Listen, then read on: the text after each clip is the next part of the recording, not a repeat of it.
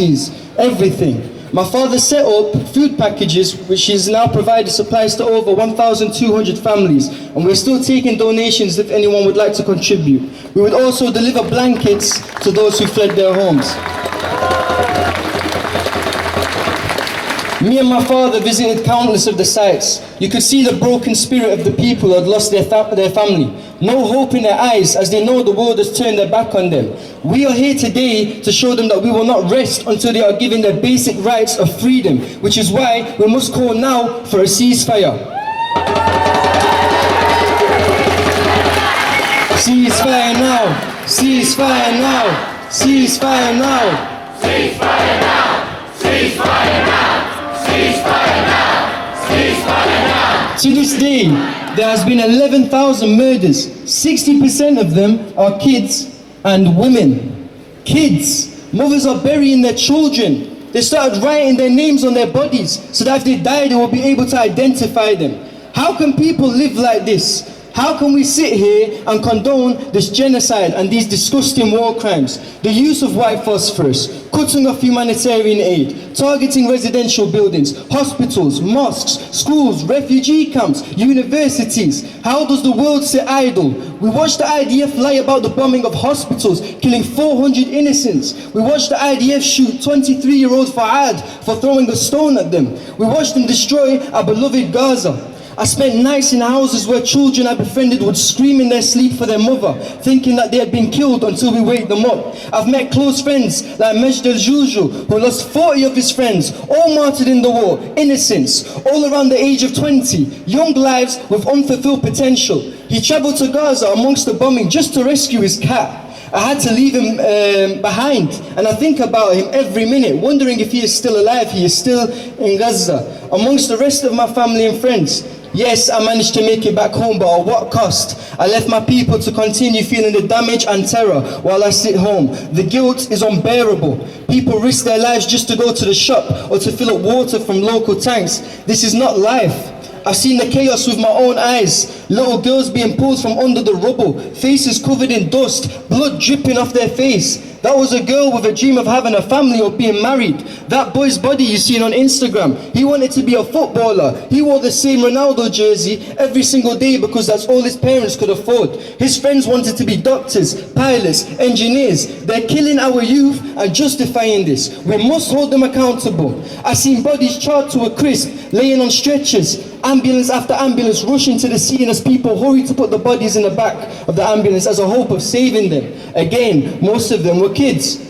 Once I was finishing up my haircut in the barbers and I heard 2 consecutive impacts not so far away. We took a taxi up to my auntie's to have dinner, and I asked my father if he had visited any sites today. Within 10 seconds we noticed massive chaos on the right side of the street, smoke everywhere. We jumped out of the taxi and approached the scene where 350 people were gathered in a neighborhood which was unrecognizable. Walls missing from the houses, cars demolished, broken glass and chunks of building all across the street. We watched body after body put into the back of the ambulances with the asbestos filling the air and people shouting in disbelief. Shortly after, me and my father found ourselves running with the crowd as we heard the whistle of another S-16 missile which was nearby. 350 people running for their lives, all hard workers, given a disadvantage at being normal human beings. This is criminal. The final example I will give is the day they bombed and massacred Hatem and Musheir Al-Farrar and his family, 10 meters from our house. My only living grandparent, Teta Melkia, had come with my little cousin to stay with us as she had been undergoing bombardment in Venezuela and was too scared to stay in her own home. I assured her, Teta, you are safe here. Little did I know she would be in for a terrifying experience. After 5 hours of supposed ceasefire, I took her to the guest room to sleep and went to my room, laid in bed wide awake, peeping through my windows as I heard the drones resurface after the quiet. All of a sudden, all I could hear was the F-16s and the buzzing noise of the drones, which is normal and at this point doesn't faze me anymore. It's sad. I got used to the bombing to the point I wouldn't flinch. The buzzing became a background noise in my head. Now I'm back, the silence feels awkward. Suddenly in this moment, I witnessed 2 flashes of bright orange, lighting up the sky through the window, and then I heard the tremendous impact of the shell plummet to the ground. Bang! The 2 missiles ruptured the neighborhood, shaking everyone's building, shattering our windows, sending a cloud of smoke and asbestos into our living room, sending shock and fear into hearts everywhere. I genuinely thought in this moment that we were dead. The impact was so close that my first thought was our house had been hit. I jumped out of my bed and ran to my grandmother's room, making sure it was not her room that was hit. I picked her up and took her to the living room, calming her down, telling her, "You are alive, Tata, you are fine, do not worry." Of course, how can she not worry? We are meters away from death. She is a 70-year-old woman who should not be put through this terror and was visibly shook and couldn't sit still.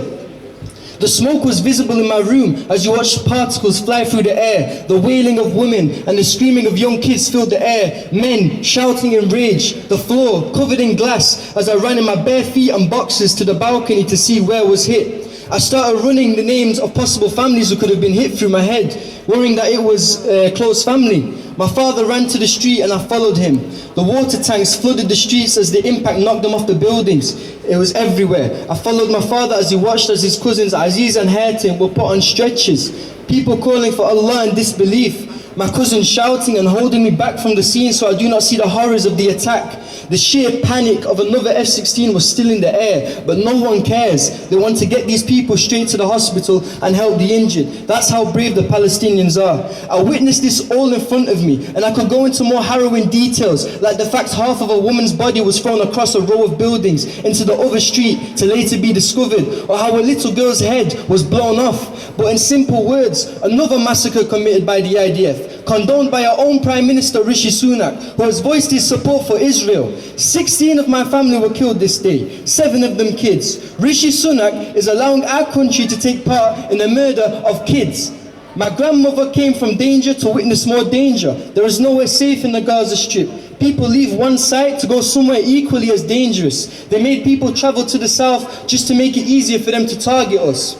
You saw yesterday the families walking 7 kilometers, being expelled from their homes to somewhere they don't even know is safe. One of them was 90 years old. She survived the last Nakba, and now she's being expelled from her home. Again, this is a repeat of history. They want to talk about the 7th of October.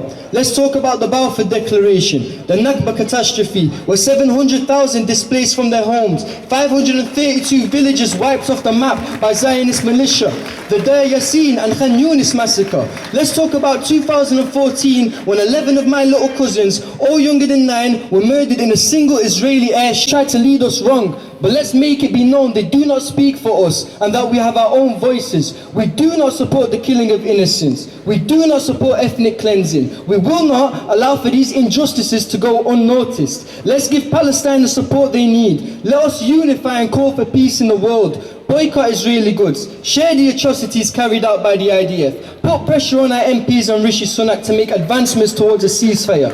Educate those who are uneducated. It is our duty. Free, free Palestine! Free Palestine! Free, free Palestine! Free Palestine! Justice, justice, Palestine! Justice, Palestine! Free, free Palestine! Free Palestine! Thank you very much.